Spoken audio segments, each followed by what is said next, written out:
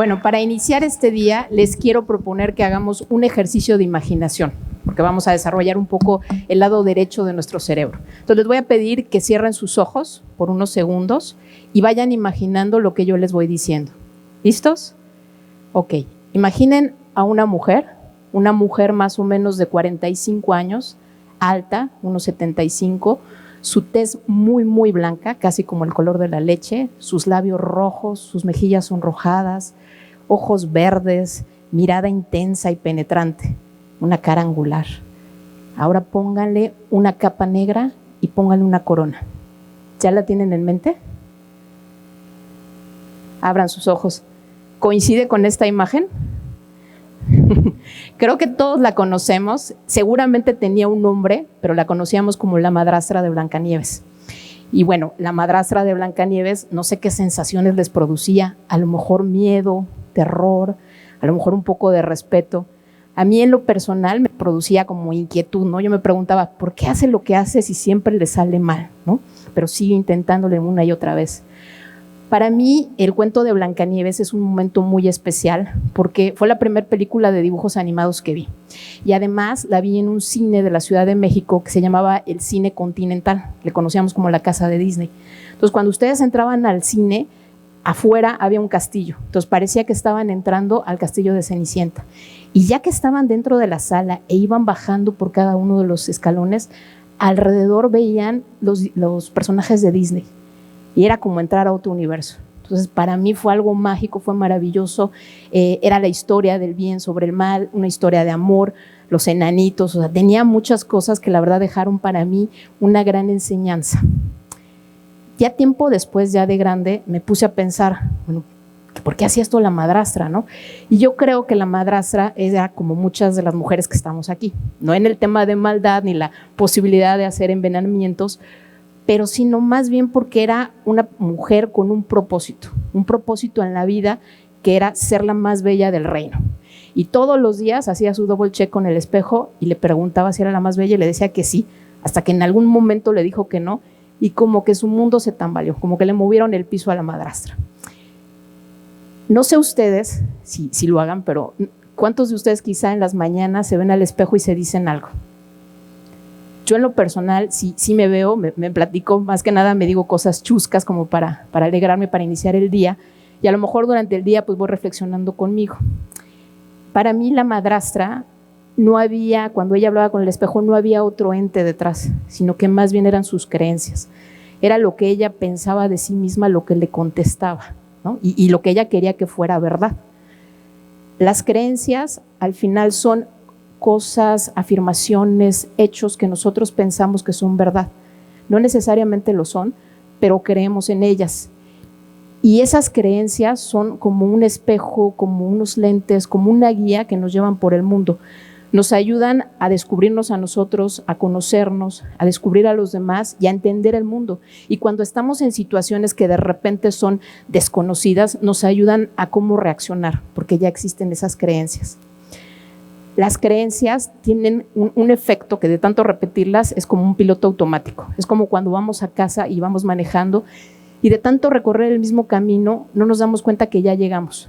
Y de repente pues ni recordamos lo que vimos, si había tráfico, cuánto nos tardamos, ya estamos ahí. Ese piloto automático es una capacidad que también, o una habilidad que tiene el cerebro que se llama neuroplasticidad, que al final le ayuda como un poco a salvar energía, ahorrar energía, y también nos ayuda a aprender cosas nuevas. Esa neuroplasticidad significa que cuando estamos, por ejemplo, como un hábito, un nuevo instrumento, un idioma, cuando estamos aprendiendo, nuestras neuronas empiezan a comunicar entre ellas y se forma algo llamado red neuronal. Mientras más hacemos algo, como esto de a lo mejor aprender un idioma, esa red neuronal se vuelve más fuerte. Y entonces es más fácil cuando nos enfrentamos a una situación, por ejemplo, que necesitamos hablar en inglés, pues como lo hemos estado practicando, pues ya recorremos el camino y en automático responde la neurona. A eso o así funcionan las creencias, ¿no? Cualquier creencia que tengamos de tanto repetirlas, a veces se hace realidad. Así si pensamos que somos capaces, y siempre lo hemos pensado, seguramente vamos a tener éxito, porque tanto hemos creído en eso que vamos a ver oportunidades donde quizá a veces no las veíamos. Pero si creemos que no somos capaces, pues también así vamos a actuar. Y a lo mejor nos vamos a autosabotear y a lo mejor no vamos a ver otras opciones y nos vamos a cerrar y muy probablemente vamos a fracasar. Así es como funcionan las creencias. Y las creencias se forman desde que somos niños.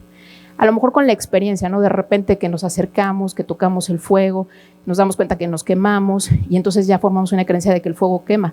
Pero también las creencias se forman por lo que nos dicen otras personas, nuestra familia, nuestros amigos, nuestros compañeros. Somos, cuando somos niños, pues como una computadora nueva, ¿no? No traemos ningún programa precargado y de repente vamos instalándole programas a esa computadora con el paso del tiempo. Pero en el caso de la computadora, la mayoría tenemos pues la habilidad o la precaución de correr un antivirus. En el caso de las creencias, no. A veces aceptamos creencias que ni siquiera validamos si fueran verdad. Simplemente las dejamos correr. Las creencias al final tienen un poder muy fuerte en nosotros.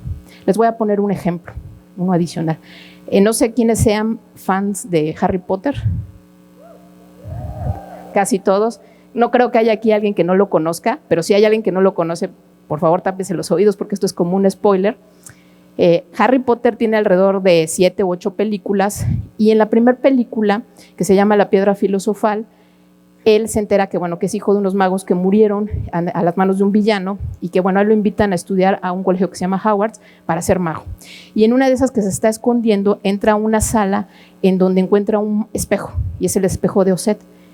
Y él al ver el espejo ve a sus padres, ve que están arropándolo, que están acompañándolo. Hasta en algún momento su madre le pone la mano aquí en el hombro. Y lo primero que él piensa es, mis padres están vivos. Y entonces empieza a ir diario a ese espejo para estar con sus papás. Hasta que en algún momento el director de la escuela le dice, no, este espejo es la perdición de muchos magos, porque lo que muestra son realmente nuestros mayores anhelos, nuestros mayores deseos. Así como con la madrastra, como con Harry, esos son las creencias, nuestros mayores anhelos, que a veces puede ser o no que podamos hacerlos verdad. Es como, por ejemplo, cuando, no sé si les pasa, ¿no? O le pasó, por ejemplo, en este caso a la madrastra. Cuando creemos en algo y de repente nos mueven el piso, buscamos la evidencia para reforzarlo. Así ella por eso trató de matar a Blancanieves por todos los medios, porque lo que ella quería es seguir creyendo en su creencia. Al final, como les decía, la creencia es la base para la cual o a través de la cual nosotros vamos poco a poco formándonos o creando nuestro mundo o entendiendo a los demás. Las creencias también tienen un poder muy fuerte, un poder que nos ayuda a cambiar emociones, comportamientos, percepciones y a veces no nos damos cuenta. Hay un efecto que no sé si conozcan, que es el efecto placebo, que él demuestra, por ejemplo, el poder de las creencias en nuestro cuerpo. En el efecto placebo lo que sucede es que cuando cuando las farmacéuticas desarrollan un nuevo medicamento, empiezan a probarlo y cuando lo prueban con 3 grupos de sujetos. Unos que no reciben el medicamento y lo saben, los que reciben el medicamento correcto y también lo saben, y los que reciben una sustancia inofensiva pero creen que es el medicamento. Y cuando al final del experimento se comparan resultados, a veces estos que reciben el medicamento correcto y los que reciben la sustancia inofensiva tienen resultados similares o hasta a veces estos mayores. Y cuando se les pregunta a los expertos, ¿y esto por qué sucede? Ellos lo que dicen es que son tan fuertes nuestras creencias que desarrollan o desatan en nuestro cuerpo ciertas reacciones químicas y biológicas que generan la respuesta que está esperándose del medicamento. Es algo fuerte, ¿no? Algo como muy sorprendente. Él es Sean Stephenson. Sean, como pueden ver, nació con una condición que se llama osteogénesis imperfecta, que básicamente con cualquier movimiento o golpe se le fractura un brazo. De hecho, cuando él nació, se fracturaron casi todos los huesos de su cuerpo. Y los médicos le dijeron a sus padres que solamente viviría 24 horas. Se equivocaron, vivió 40 años, se casó, estudió 2 carreras, se dedicó a ser escritor, orador, motivador y vivió una vida plena y feliz. Y cuando le preguntaban a él cómo lograste superar estas creencias o cómo lograste llegar a tu éxito, él decía, no me enfoqué en mi charla interna negativa. Yo decidí a qué quería enfocarme y me quería enfocar básicamente a tener una vida plena. Ese es un gran ejemplo de lo que las creencias pueden hacer en nuestro cuerpo. Yo, por ejemplo, cuando era niña, siempre pensé que la carrera que yo eligiera era la que me iba a dedicar toda la vida. Y entonces, el momento que cuando llegó de yo elegí la carrera, tuve miedo, y lo que siempre había pensado que iba a estudiar, que era diseño gráfico, dije, no, voy a pensarlo mejor, voy a estudiar una carrera que me abra un panorama mejor o más amplio, y entonces estudié administración. Después, cuando empecé a trabajar, dije, otra vez mi creencia limitante, aquí voy a trabajar toda la vida, aquí me voy a jubilar y esto es lo que voy a hacer toda la vida. Y por un tiempo me fue bien, me sentí feliz, pero llegaba un momento en donde sentía que algo me faltaba, que algo necesitaba yo para seguir creciendo, y no me daba cuenta que era mi creencia limitante la que al final me estaba deteniendo o la que no me dejaba ver más allá. Así como Shan, yo busqué la forma de poder cambiar esa creencia, y hoy sé que puedo ser una buena mercadóloga, que puedo ser una buena coach, que puedo dedicarme a cualquier carrera que yo quiera perseguir, siempre y cuando mis creencias estén enfocadas a eso, que no me detengan, sino que más bien me empoderen y me ayuden a seguir cambiando. Yo creo que cada uno de nosotros estamos llenos de historias, o somos historias, ¿no? Como dice la frase, ¿no? Estamos hechos de historias, de esas historias que de repente nos contaron de niños y las que nosotros todavía nos seguimos contando. Yo dejé de contarme esa historia y la verdad es que hice un cambio en mi vida. ¿Y cómo fue que lo hice? Primero, identifiqué esa creencia que me estaba limitando. Este es un paso muy difícil porque estamos ya como tan en piloto automático que no nos es posible a veces verla. Y lo que sirve muchas veces es detectar esos estados de ánimo en donde constantemente nos sentimos decepcionados, enojados, molestos, o cuando a veces tendemos a generalizar, ¿no? Como decir, todos los hombres son iguales, todas las mujeres son iguales, todos los políticos son iguales. Ahí hay creencias limitantes. O también cuando nosotros mismos nos decimos, yo no sé hacer esto, así he sido toda la vida, yo no puedo cambiar. Eso es a donde tenemos que dedicarle un tiempo para identificar nuestras creencias en el día a día. Después lo que hice fue modificar mi creencia. Nosotros en el coaching le llamamos como remarcar esa creencia o hacerla diferente, ¿no? Y entonces lo que dije, bueno, ¿de qué me sirve pensar que yo solamente me voy a dedicar a esto toda la vida? Entonces empecé a pensar más bien, tengo la posibilidad de aprender otras cosas, tengo el tiempo, tengo la pasión, puedo hacerlo. Y eso es algo también un paso muy, muy contundente, muy fuerte, porque depende cómo reformulen ustedes esa creencia. Y el último paso, que es también muy importante, es practicar. Al final, las creencias no se cambian de la noche a la mañana, no porque nosotros de repente digamos, ya no voy a creer en esto, cambia todo. Es constancia, es como los hábitos, día a día trabajar sobre eso.